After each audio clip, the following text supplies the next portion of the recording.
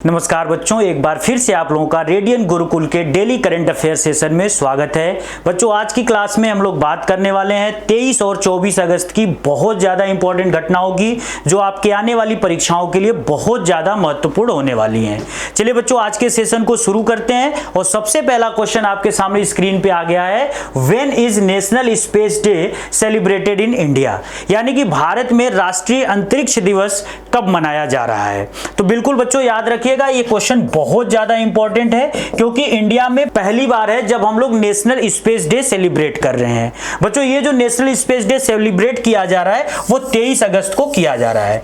23 अगस्त को ऐसा क्या हुआ था कि जो इंडियन गवर्नमेंट ने ये डिसाइड किया कि हम लोग नेशनल स्पेस डे सेलिब्रेट करेंगे? तो बच्चों, आपको याद होगा पिछले साल 23 अगस्त 2023 को हमारा जो चंद्रयान 3 मिशन था उसने चंद्रमा पे बिल्कुल सॉफ्ट लैंडिंग की, और एक तरीके से कह सकते हो कि भारत दुनिया का चौथा देश बना जो सफलतापूर्वक चंद्रमा पे सॉफ्ट लैंडिंग करने वाला देश था।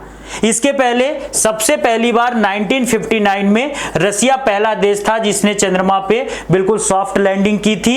1966 में बच्चों यूएसए, और 2013 में चाइना। तो इन तीन देशों के बाद भारत चौथा देश बना जो 2023 में बिल्कुल सॉफ्ट लैंडिंग चंद्रमा पे करता है। इसके पहले भारत ने दो और प्रयास किए थे चंद्रयान 1 और चंद्रयान 2 मिशन को लेकर, लेकिन उसमें बहुत ज्यादा भारत को सफलता नहीं मिली थी। लेकिन ये जो 23 अगस्त 2023 वाला जो प्रोजेक्ट था, इसमें भारत ने पूरी दुनिया को हैरान करते हुए चौथा देश बना जो कि चंद्रमा पे बिल्कुल सफलतापूर्वक लैंडिंग करता है। ठीक है बच्चों, तो उसी की मेमोरी में, उसी के ऑनर में भारत सरकार ने डिसीजन लिया कि हम लोग हर साल 23 अगस्त को नेशनल स्पेस डे सेलिब्रेट करेंगे। इस बार का जो थीम है बच्चों वो याद रखिएगा। नेशनल स्पेस डे की थीम है touching lives while touching the moon, India's space saga. यानी कि चांद को छूते हुए जीवन को छूना। हिंदी में आप इसको आसानी से याद कर सकते हैं। तो चांद को छूते हुए जीवन को छूना इस बार की ये थीम है। अब से हर साल हम लोग 23 अगस्त को नेशनल स्पेस डे मनाएंगे, जो कि आपको बिल्कुल याद रखना है। इसके बाद बच्चों, आज का अगला क्वेश्चन है, विच साइंटिस्ट रिसीव्ड द विज्ञान रत्न अवार्ड 2024?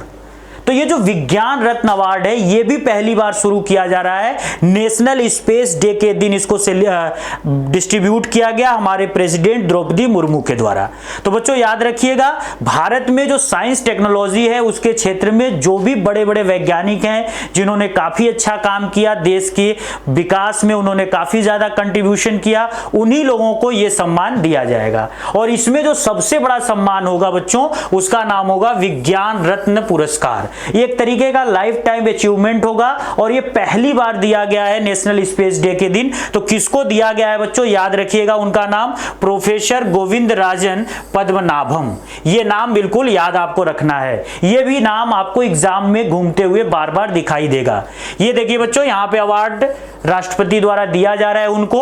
और ये जो गोविंदराजन पद्मनाभम है बच्चों, ये याद रखिएगा कि ये भूतपूर्व जो इंडियन इंस्टीट्यूट ऑफ साइंस है बेंगलुरु का, उसके जो है कि डायरेक्टर रह चुके हैं। और इसके साथ ही इन्होंने बायोकेमिस्ट्री में बहुत ही इंपॉर्टेंट रिसर्च वगैरह किया है, जिसके सम्मान में इनको ये जो है अवार्ड दिया गया। तो भारत में कौन सा साइंटिस्ट पहली बार विज्ञान रत्न अवार्ड हासिल करता है, वो नाम बिल्कुल याद रखिएगा। यहां पर आपको ये नाम दिख रहा है। ठीक है बच्चों, चलिए एक और क्वेश्चन आज के सेशन में देखते हैं। What does SLCR stand for in the context of the India Denmark collaboration project in Varanasi? तो भारत और डेनमार्क सरकार ने अभी रिसेंटली क्या किया है कि एक सहयोगी परियोजना को स्टार्ट किया है, और उसमें जो है कि SLCR टेक्निकल वर्ड बार बार न्यूज में आ रहा है। तो ये जो SLCR है बच्चों, पहले तो ये जान लो कि ये है क्या।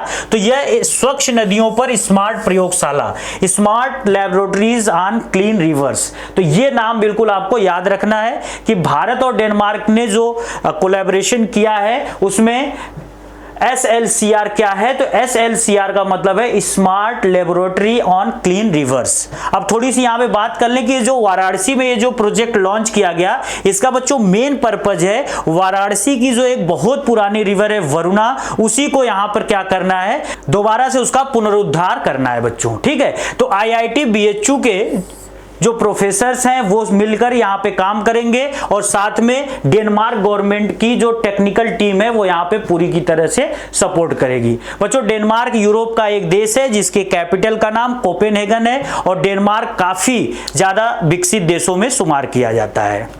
इसके बाद बच्चों आज का अगला क्वेश्चन है, who has been appointed as the chairman designate of NASSCOM. बच्चों नेस्कॉम जो है ना ये लगातार न्यूज में बना रहता है और इस नेस्कॉम का जो रिसेंटली यहाँ पे चेयरमैन नियुक्त किया गया वो किसको नियुक्त किया गया है, तो आप याद रखिएगा उनका नाम है राजेश नंबियार। अब नेस्कॉम के बारे में थोड़ी सी बात समझिएगा कि इसका जो फुल फॉर्म होता है national association of software and service companies.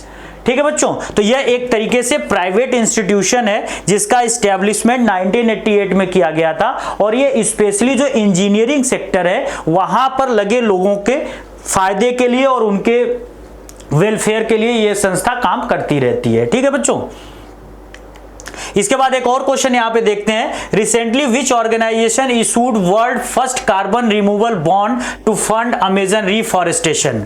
तो देखो बच्चों दुनिया में बहुत तेजी से जंगलों का जो क्षेत्रफल है वो कम होता जा रहा है। अब जंगलों को कैसे बढ़ाया जाए, कैसे पेड़ पौधे लगाया जाए, इसके लिए लगातार सभी सरकारें सभी देश कुछ न कुछ इनोवेटिव प्रैक्टिसेस करते रहते हैं।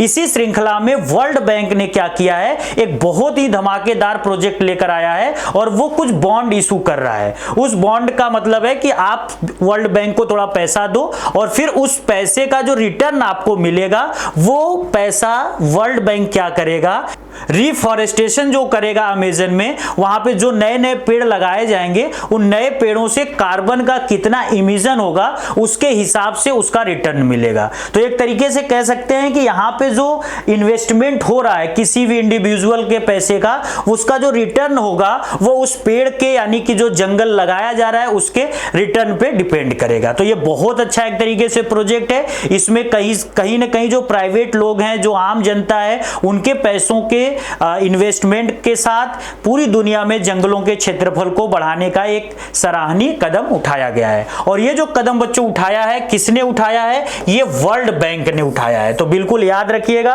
कि अगर यहां पर आपसे पेपर में क्वेश्चन आता है कि पहली बार रिफॉरेस्टेशन के लिए, यहाँ पे जो रिफॉरेस्टेशन है यानी कि पुनर्वनीकरण होने वाला है, इसके लिए बॉन्ड जारी करने वाला दुनिया का पहला कौन सा इंस्टीट्यूशन है, तो वो याद रखिएगा वर्ल्ड बैंक। और इसने फिलहाल 225 मिलियन डॉलर जो है कि यहाँ पे अलॉट भी कर दिया है और इसके ये जितना पैसा यहाँ पे दिख रहा है ये सारा का सारा अमेजन के जंगलों में यूज किया जाएगा। बच्चों अमेजन के जंगलों की बात करें तो ये दुनिया का सबसे बड़ा एवरग्रीन फॉरेस्ट होता है और इसका जो मेन लोकेशन होता है साउथ अमेरिका कॉन्टिनेंट में होता है, बेसिकली ब्राजील जैसे देशों में। तो दुनिया का अगर सबसे बड़ा आपसे पूछा जाए कि सदाबहारी वन कौन है, तो बिल्कुल आपको नाम याद रखना है अमेजन फॉरेस्ट। और वहां पर भी जंगल काफी तेजी से घट रहे हैं, तो उसके रिफॉरेस्टेशन के लिए यह प्रोजेक्ट स्टार्ट किया गया है। इसके बाद बच्चों आज के सेशन का अगला क्वेश्चन है, where was the 10th edition of the India Sri Lanka joint military exercise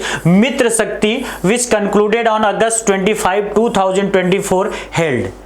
अभी इस पर मैं एक दिन और क्वेश्चन आपको कराया था, आज फिर करा रहा हूं क्योंकि ये क्वेश्चन बहुत ज्यादा इंपॉर्टेंट है। 12 अगस्त से भारत और श्रीलंका के बीच एक बहुत important bilateral military exercise start हुई है जिसका नाम होता है बच्चों मित्र शक्ति। ये क्या है कि इसका 10th एडिशन है, ये 10वीं बार इस तरह का एक्सरसाइज होने जा रहा है और हर बार क्या होता है कि इसको सीक्वेंसली एक बार इंडिया में और एक बार श्रीलंका में ऑर्गेनाइज किया जाता है। तो इस बार ये कहां ऑर्गेनाइज हो रहा है, बिल्कुल याद रखिएगा, इस बार ये ऑर्गेनाइज हो रहा है आर्मी ट्रेनिंग स्कूल मदुरू ओया श्रीलंका में, क्योंकि पिछले साल ये भारत के पुणे सिटी में आयोजित किया गया था। तो इस बार यानी कि 2024 में जो इंडिया और श्रीलंका का बहुत इंपॉर्टेंट मिलिट्री एक्सरसाइज मित्र शक्ति है वो इस बार श्रीलंका में आयोजित किया जा रहा है। बच्चों आज के सेशन का बिल्कुल लास्ट क्वेश्चन है यहाँ पे हमारा, recently where was the India EU regional conference held. Bharat और यूरोपीय संघ का जो क्षेत्रीय सम्मेलन है वो रिसेंटली कहां पर किया गया। तो बच्चों याद रखिएगा ये जो सम्मेलन हुआ इसको नई दिल्ली में यहां पर क्या किया गया है, ऑर्गेनाइज किया गया है। अगर हम EU की बात करें, जो EU है इसका फुल फॉर्म बच्चों होता है यूरोपीय यूनियन। तो याद रखिएगा यूरोपीय यूनियन, इसकी जो स्थापना हुई थी यूरोपीय यूनियन की बच्चों 1 नवंबर 1993 को हुई थी। और इस समय इस यूरोपीय यूनियन में टोटल 27 मेंबर कंट्रीज हैं। और इस यूरोपीय यूनियन का बच्चों याद रखिएगा जो हेडक्वार्टर है वो बेल्जियम की राजधानी ब्रुसेल्स में है। तो ये भी बहुत बार पूछता है कि ईयू का हेडक्वार्टर कहां पर है, तो आपको बताना है ब्रुसेल्स। अब यहां पे ये जो 27 इसके सदस्य देश हैं, इन्हीं में से कोई एक साल तक इसका हेड रहता है। तो इस समय इसका जो हेड वाला काम है, चेयरपर्सन का काम बच्चों, वो कौन सा देश कर रहा है, तो याद रखिएगा उसका नाम है हंगरी। और इस यूरोपीय यूनियन के देशों ने एक बहुत अच्छा इनिशिएटिव कार्य किया था। 1 जनवरी 1999 को इन्होंने एक स्पेशल करेंसी लॉन्च की थी जिसको यूरो करेंसी बोला जाता है, यूरो मुद्रा। तो बच्चों ये सारे देश मिलकर एक करेंसी चलाते हैं जिसको यूरो करेंसी कहते हैं। और इनमें से आज के डेट में 27 देशों में से 20 देशों की ऑफिशियल करेंसी यूरो है। काफी पावरफुल मुद्रा होती है क्योंकि इसका 1 यूरो जो होता है, इसका मतलब 1 यूनिट, वो हमारे इंडियन करेंसी के 93 रुपीस के अप्रोक्सीमेट में चल रहा है। तो 1 यूरो इस समय बच्चों याद रखिएगा इंडिया की करेंसी में 93 रुपीस के बराबर है। तो आज के सेशन में बस इतना ही। अगर आपको सेशन अच्छा लगा हो तो इसको लाइक जरूर करिएगा, अपने दोस्तों के साथ भी शेयर करिएगा और चैनल पर लगातार जुड़े रहिएगा ताकि आपको ऐसे ही डेली करंट अफेयर्स की जो घटनाएं हो रही हैं वो आपको मिलती रहें। जय हिंद बच्चों।